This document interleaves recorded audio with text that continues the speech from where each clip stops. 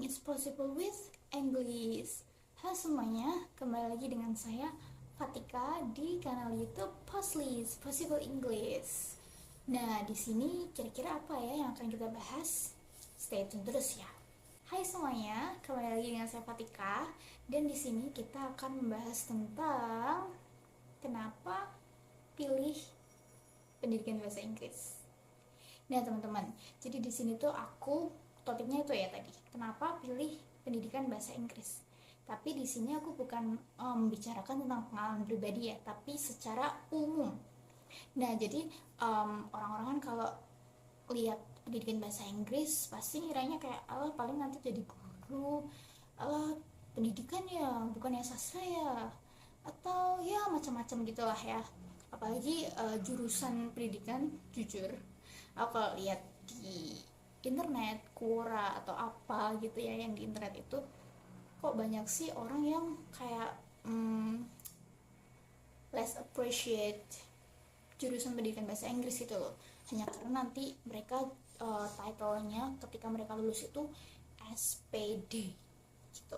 Jadi kayak mereka ngerasa kayak SPD kayaknya udah terlalu banyak gitu, padahal nggak juga, ada banyak kelebihan dari jurusan pendidikan bahasa Inggris. Nah, apa yang akan kita bahas? Stay tune, lihat videonya sampai akhir, oke? Nah, sekarang kita ke alasan pertama kenapa kita harus pilih pendidikan bahasa Inggris. Kenapa? Pertama adalah bisa meningkatkan kompetensi kemampuan bahasa Inggris kita. Karena apa? Dengan kalian masuk ke pendidikan bahasa Inggris atau ke jurusan sastra Inggris, mau nggak mau kan pelajarannya harus membahas tentang bahasa Inggris ya. Kalau misalnya sastra itu kan ada seninya, seni sastranya, tapi kan mereka juga pakai bahasa Inggris. Jadi dari dua jurusan itu mau nggak mau akan meningkatkan kemampuan kalian bahasa Inggris. Apakah itu akan membuat mereka expert dalam bahasa Inggris kayak advance gitu? Aku jawab enggak. Tapi kalau dibandingkan dengan orang awam, kalian pasti ilmunya lebih gitu dalam bahasa Inggris. Misalnya kalian udah lebih tahu tentang grammar, kalian udah bisa nulis sesuatu dengan bahasa Inggris, misalnya essay. Apalagi karena pendidikan bahasa Inggris atau sastra Inggris, skripsinya harus memakai bahasa Inggris ya nulisnya. Jadi setidaknya kompetensi bahasa Inggrismu itu lebih tinggi daripada orang awam. Nah, dan karena hal ini akan memiliki efek untuk di kelebihan yang kedua. Nah, kelebihan kedua ini adalah dengan kompetensi bahasa Inggrismu yang naik, itu akan memberikan peluang lebih besar kalian bisa bekerja di perusahaan. Maksudnya gini, kebanyakan perusahaan sekarang kalau kalian misalnya buka-buka LinkedIn, Jobstreet atau platform pencari pekerjaan lain ya, itu pasti banyak banget requirement untuk calon pelamar harus memiliki kemampuan bahasa Inggris. Ada yang kemampuan bahasa Inggrisnya itu yang diminta pasif, ada juga beberapa perusahaan yang meminta calon pelamarnya itu harus bisa bahasa Inggris secara pasif dan aktif. Aktif itu gimana? Ya kalian bisa ngomong cas-cis gitu. Nah, setidaknya dengan kalian mengikuti program pendidikan bahasa Inggris, kalian udah dapet senjata kalian pertama, yaitu bahasa Inggris. Jadi misalnya kalian mungkin nggak bisa secara aktif menggunakan kemampuan bahasa Inggris kalian itu udah bagus dalam penulisan bahasa Inggris. Misalnya kayak skill pasif ya, membaca dan mendengarkan dan juga menulis seperti itu. Nah, hal ini juga berpengaruh ke alasan ketiga.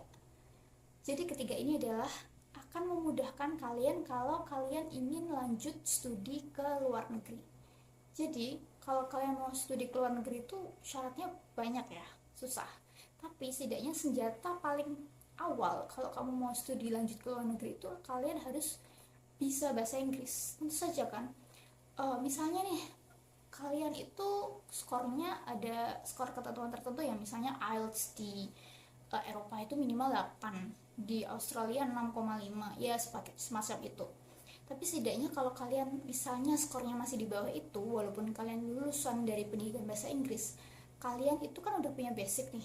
Jadi belajarnya itu, kalau kalian mau belajar lebih tentang IELTS, setidaknya kalian udah punya basic foundation gitu loh.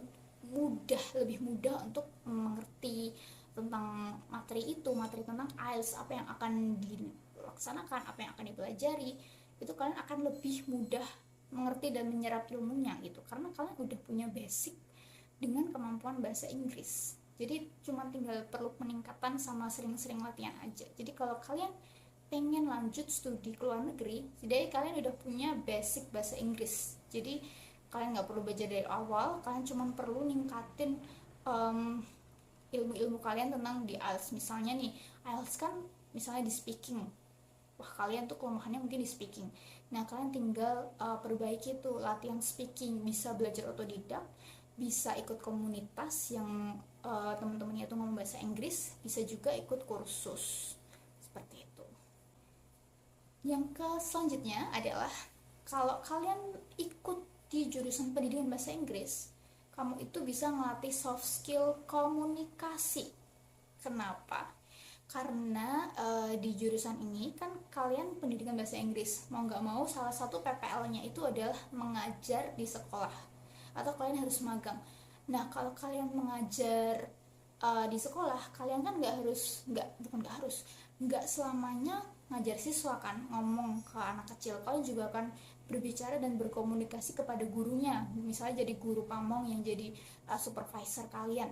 Nah kalian kan bisa melatih gimana kamu berkomunikasi ke anak kecil, ke anak remaja, dan juga berkomunikasi kepada sosok yang lebih tua, misalnya guru-guru yang lebih tua daripada kalian, seperti itu. Jadi skill komunikasi kalian juga akan diasah. Dan sering ya, karena ini bahasa Inggris, kalian sering presentasi dan harus menggunakan bahasa Inggris kan, tentu saja. Jadi setidaknya kalian udah pernah lah ya rasanya, gimana rasanya presentasi tugas pakai bahasa Inggris.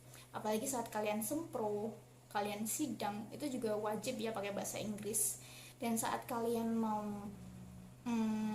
lulus yudisium, itu biasanya ada syarat bahasa Inggris juga, minimal TOEFL berapa. Jadi mau nggak mau kalian juga akan melatih komunikasi kalian, baik itu dalam bahasa Indonesia dan yang kedua dalam bahasa Inggris.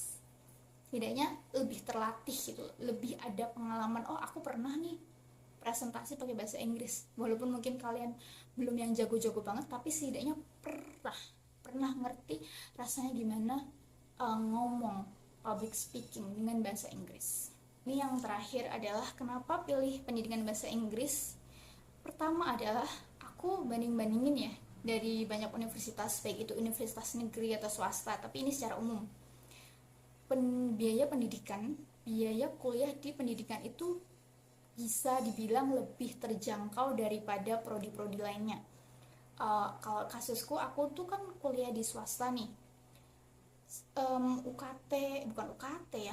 uang SPP dan DPP di kampusku yang pendidikan bahasa Inggris itu termasuk yang paling murah. Jadi nggak ada 10 juta,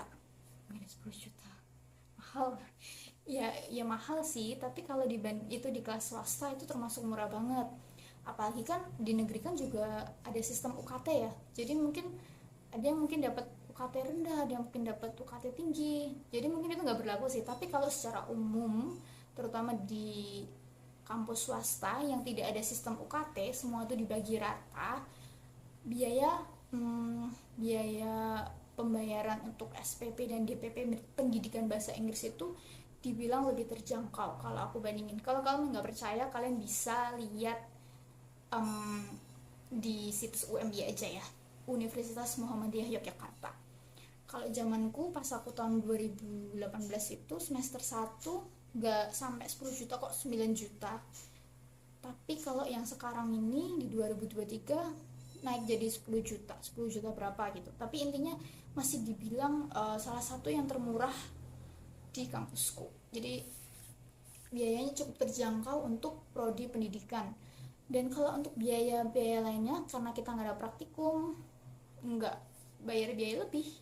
Dan kalau misalnya untuk buku kalau di kasusku beli buku paling nggak lebih dari 10 ya, nggak lebih dari 10 untuk 8 semester, karena memang banyak dari dosen kami itu memberikan kayak PDF, jadi file PDF yang kita dimana bisa ngeprint sendiri, print kopi gitu, print hitam putih. Kopi kan murah tuh ya, per lembar cuman 200 sampai 300, jadi bisa dibilang lebih terjangkau. Nah ini yang terakhir nih, kenapa pilih pendidikan bahasa Inggris. Kadang orang itu memiliki mindset yang alah paling pendidikan bahasa Inggris SPD bakal jadi guru kan, yang dingin-dinginnya PNS pun nanti bakal jadi guru gitu. Enggak, jadi mau jadi pendidikan bahasa Inggris itu peluang kerjanya cukup banyak ya. Pertama memang kamu bisa jadi pengajarnya itu bisa pengajar mentor privat di sebuah lembaga, di sebuah perusahaan, dan juga PNS yang bisa jadi guru. Tapi PNS itu yang nggak harus selamanya kamu jadi guru bisa. Jadi kayak misalnya aku cek itu di formasi PNS, jadi sarjana pendidikan itu juga bisa daftar selain guru. Tapi biasanya di instansinya terbatas sih, kalau nggak ke Mendikbud, ke Kementerian Agama, atau juga ada beberapa formasi yang memang membuka untuk semua jurusan yang seperti itu. Yang kedua adalah kalian bisa jadi jurnalis. Kalau kalian suka nulis bisa content writer, copywriter, digital marketer. Nah kalau digital marketer ini perlu ikut skill di luar ya, jadi kalian bisa ikut kursus-kursus di luar yang menurutku ada yang kelas gratis, ada juga kelas yang berbayar, tergantung kalian pinter pilih-pilihnya sih. Ada yang murah, ada yang terjangkau, ada yang mahal juga. Yang kemudian kalian juga bisa jadi yang kalian misalnya suka piknik, suka traveling, kalian bisa jadi interpreter. Atau kalau kalian suka nerjemahin gitu, kalian bisa jadi penerjemah. Kalian juga bisa jadi pembawa acara radio, dan bisa bekerja di sektor-sektor lainnya juga, misalnya kayak sekretaris atau virtual assistant. Kenapa? Karena semua itu ada, udah diajarin gitu loh. Kalau di pendidikan bahasa Inggris kita udah terbiasa kan nulis-nulis laporan, nulis-nulis gini, kita bisa berkomunikasi juga. Ya cuman tinggal cari-cari info di luar aja lah, kayak misalnya di YouTube, di internet, tentang misalnya kalau kalian mau switch career, misalnya kalau digital marketing, kalian bisa cari infonya di YouTube, ikut kursus yang murah, ikut bootcamp. Kalau kalian misalnya mau jadi virtual assistant dan belum punya pengalaman, kalian juga bisa cari-cari bootcamp atau kursus gitu. Tapi setidaknya basicnya kalian udah terbiasa lah ya buat laporan atau semacamnya.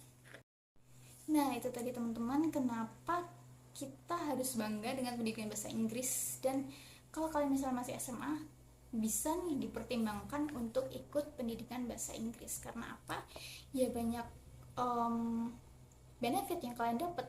Ini gak hanya pendidikan bahasa Inggris ya, ini juga bisa ke sastra Inggris.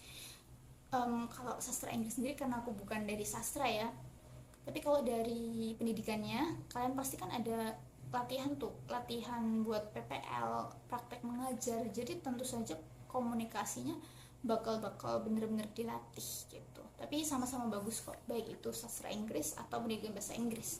Dan biasanya memang biayanya lebih terjangkau. Kalian juga meningkatkan kompetensi bahasa Inggris kalian. Kalian juga udah punya basic bahasa Inggris, jadi bisa daftar ke perusahaan yang memang menginginkan calon pelamarnya memiliki kemampuan bahasa Inggris. Nah itu tadi teman-teman, semoga info ini membantu, dan semoga kalian mau mempertimbangkan diri kalian yang masih SMA untuk mendaftar di pendidikan bahasa Inggris atau di sastra Inggris. Segitu dulu ya teman-teman, bye. Greetings, everything is possible with English. Bye bye.